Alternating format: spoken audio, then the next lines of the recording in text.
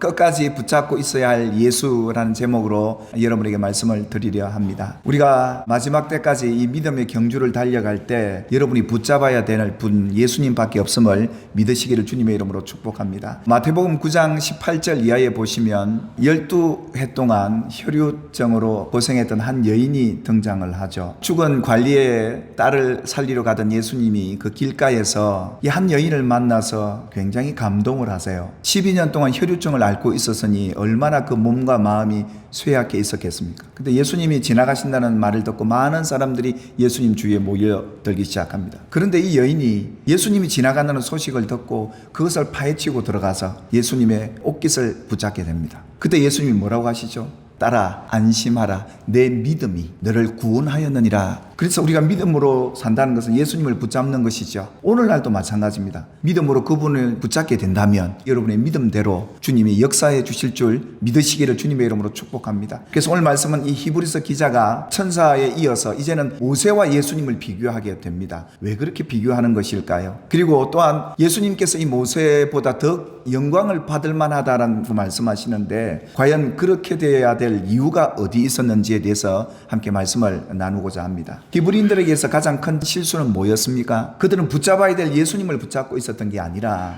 그들은 율법을 붙잡고 있었습니다. 이 율법을 지키고 행함으로 그들은 어렵다고 여겨지고 얼마나 복된 자인가를 율법을 통해서 발견하려고 했던 것이죠. 율법을 붙잡고 있다 보니까 예수님을 흘려 떠내려 보낸 겁니다. 도리어 예수님을 핍박하고 십자가에 죽이게 되는 이런 일들까지 일어나게 되고요. 뿐만 아니라 그것으로 인해서 예수 믿는 모든 성도들까지 핍박을 하고 정죄를 하게 되는 이런 잘못, 이런 누를 범하게 되었던 것이 성경의 역사였습니다. 히브리 사람들이 율법을 붙들었는데도 율법을 다 못 지키니까 어떻게 된 겁니까? 보응을 받게 된 겁니다.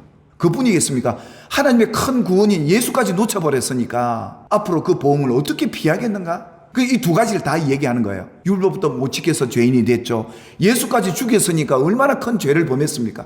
영원한 사망 죽음으로 이르게 될 것이다. 그런 말씀을 했던 것이죠. 그러면서 오늘 처음으로 이 히브리서 기자가 예수의 이름을 거론합니다. 지금까지 하나님의 아들에 대한 얘기를 하다가 3장부터 예수님의 이름이 거론이 되면서 그러므로 함께 하늘의 부르심을 받은 거룩한 형제들아, 우리가 믿는 도리의 사도이시며 대제사장이신 예수를 깊이 생각해봐라. 히브리인들에게 이 예수님을 생각하라고 오늘 말씀하는 이유가 있었습니다. 예수님은 우리의 소망의 확신이고 우리의 자랑이기 때문에 그렇습니다. 예수님을 끝까지 굳게 붙잡아야 될 이유가 여기 있다는 겁니다. 예수님이 나를 구해줬다. 우리 가정에 천국 영생을 주셨다. 우리 가정에 살아갈 이런 은혜를 우리에게 주셨다. 그분이 바로 예수님이다. 이게 우리의 자랑이어야잖아요. 그뿐이겠습니까? 내일의 소망도 예수님 아니겠습니까?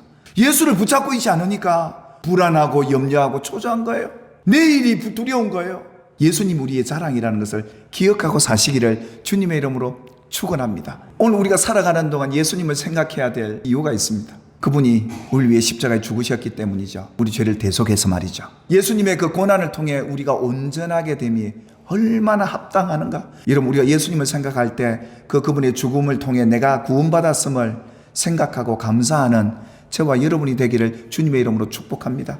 이것보다 큰 자랑이 어디 있겠습니까? 나 같은 죄인이 하나님의 자녀가 되고 예수님으로 인하여 내가 예수와 형제가 되고 천국을 내가 상속받은 그런 자로서 살아가니 얼마나 기쁘겠습니까? 이것을 생각하고 살라 했던 것 아니겠습니까? 그러면서 보십시오. 오늘 예수님과 모세를 비교하게 되죠. 그는 자기를 세우신 이에게 신실하시기를 모세가 하나님의 온 집에서 한 것과 같이 하셨다라고 하면서 그는 모세보다 더 영광을 받을 만하다. 그렇게 예수님을 높이고 있죠. 여러분, 예수님과 누구를 비교할 수 있겠습니까? 여러분이 지금 뭘 붙잡고 바라보고 계시고 생각하고 계십니까? 여러분의 생각 깊이 속에 예수가 자리 잡기를 주님의 이름으로 축원합니다. 그러면서 이 집마다 지은이가 있다. 이 집은 교회 하나님의 공동체를 얘기를 하는데 이 집을 지은 이가 있는데 그분이 예수이기 때문에 예수를 생각하라 했던 겁니다. 그래서 유대인들은 생각하기를 예수님이 딱 오니까 율법을 무시하다니 이랬던 겁니다. 그래서 율법을 폐지하러 온 분으로 오해했던 것이죠. 예수님은 바로 이 율법을 완전하게 하러 왔다. 그렇지 않습니까? 그러면서 예수님이 너희가 성경을 보면 영생을 얻으리고 하는데 이 영생은 곧 예수다.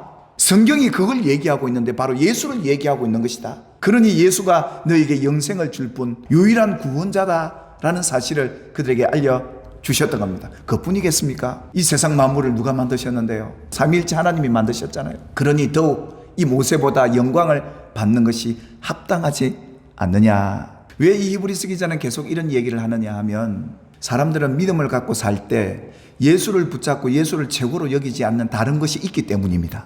이것에 흔들리고 이것에 우리의 삶이 좌지우지 된다면 내 믿음의 대상이 예수인가 다른 것인가, 이것을 비교해 보라는 겁니다. 그래서 이 모세를 또 이렇게 얘기하죠. 모세는 하나님의 집의 동해 신분이지만 그리스도 하나님의 아들 예수는 하나님의 집을 맡은 아들이다. 그러니 어찌 모세와 비교할 수 있겠는가 라고 하십니다. 그런데요, 이들이 왜 이런 율법을 붙잡고 예수님을 놓치게 되었을까요? 이렇게 소망의 확신과 자랑거리인데 왜 이렇게 돼버린 걸까요? 오늘 히브리서 기자는 3장 7절에 이렇게 말하죠. 그러므로 성령이 이르신 바와 같이 오늘 너희가 그 음성을 듣거든 광야에서 시험하던 날에 거역하던 것 같이 너희 마음을 완고하게 하지 말라.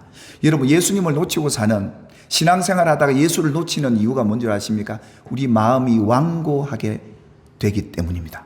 여러분, 사람의 마음이 단단하냐 부드러우냐 어떻게 할 수 있는 줄 아십니까? 얼굴을 보면 마음이 부드러운지 딱딱하든지 딱 나와요. 여유가 있고 마음이 부드러운 사람은 얼굴이 평온해요. 그냥 뭔가 어디에 쫓기고 불안하고 뭔가 염려가 되면 얼굴에 인상이 그대로 표시가 나요. 또 하나, 말을 보면요, 마음이 부드러운 사람은 감사가 많고요, 소망의 메시지가 있고요, 긍정적이고요, 남을 사랑하는 표현들이 많아요. 그런데 가시가 돋친 사람들은, 마음이 완악한 사람들은 이웃들에게 나쁜 말을 하고요, 사랑의 말들 잘 못해요. 그런데 이 백성들이 왜 예수님을 끝까지 붙잡고 가야 되는데 왜 놓치고 다른 걸 붙잡고 있느냐 봤더니요, 그들 마음이 완고해졌어요. 완고한 이유는 다름이 아니죠. 죄 때문이에요. 불신 때문이었습니다. 믿지 못하는 그 죄 때문이에요. 그게 이스라엘 백성들이 완고해서 시험했던 역사가 광야의 40년 역사였습니다. 그러니 예수님을 놓칠 수밖에요. 오늘 12의 혈혈증 앓았던 이 여인처럼 끝까지 어떤 상황에도 포기하지 않고 붙잡으려 했던 그 믿음이 아니라 그냥 놓아버리는 거예요. 이 마음이 완고해서 예수님을 놓친 얘기를 오늘 히브리서 기자는 역사 속에 일어났던 그 일을 얘기하면서 이러잖아요. 그들이 마음이 완고해져서 하나님을 시험하고 경험했다라고 합니다. 그들이 살아가는 광야 삶이 고달프잖아요. 메마르고 밤 되면 춥고 맹수들이 언제 달려들지 모르고 전적인 하나님의 은혜로만 살아갈 수 있는 곳이 광야인데, 그들이 40년 동안 다니면서 뭐 했죠? 하나님을 시험을 했어요. 하나님이 살아계시다면 우리에게 왜 이런 어려움 줍니까? 원망하고 싸우고, 정말 하나님이 우리를 구원해서 여기까지 데려왔다면 왜 우리에게 이런 어려움이 닥칩니까? 왜 우리는 목말라야 합니까? 왜 배고파야 합니까? 하나님, 그러면서 뭔 얘기를 했느냐? 하나님 살아계시면 보여주십시오. 그들이 보고자 했던 것은 기적이었습니다. 이게 경험한 거예요. 이것이 하나님을 시험하는 죄였고, 마음이 강팍해서 일어나게 되었던 불신의 행위들이 40년 동안 하나님 마음을 이렇게 노하게 만들었던 이유였고, 예수님을 흘려보낼 수밖에 없는 그 이후의 한 역사의 모습이었다는 것을 성경이 오늘 우리에게 얘기를 하죠. 우리가 삶이 어려울 때 믿음의 성도들은 하나님의 약속을 믿고 이 어려움을 해결해 주실 분이 하나님이시는 걸 믿고 감사하시기를 주님의 이름으로 축원합니다. 그것이 예수를 붙잡는 거예요. 예수님 당시도 마찬가지였어요. 예수님이 오셔서 당신이 하나님의 아들이심을 증거하니까 네가 하나님의 아들이면 증거 보여줘, 표적 보여줘, 이러는 거예요. 광야 같은 세상 고달픈 인생을 살다 보니 이 마음이 완악해지는 시간들이 오는 거예요. 그러다 보니 예수님을 놓쳐버려요. 구원을 놓쳐버려요. 이스라엘 백성들을 구원해내서 가다가 하나님께서 7일 동안 마실 물을 안 주니까 이 백성들이 뭐라고 얘기하죠? 당신 모세, 내가 당신 따라 나와서 이렇게 목마른데 형제와 다투게 되는 거예요. 그러면서 뭐라고 얘기합니까? 하나님이 우리 중에 정말 계시냐? 안 계시지. 계시면 이럴 수가 없지. 이러면서 뭐예요? 여러분, 성경을 읽다 보면 이 반석에서 물을 흘리는 사건이 할렐루야가 아닙니다. 하나님이 노에서 준 기적이었어요. 너무 안 믿으니까. 하나님이 눈에 안 보이시잖아요. 이 시간이 점점 흐르니까 불안해지는 거예요.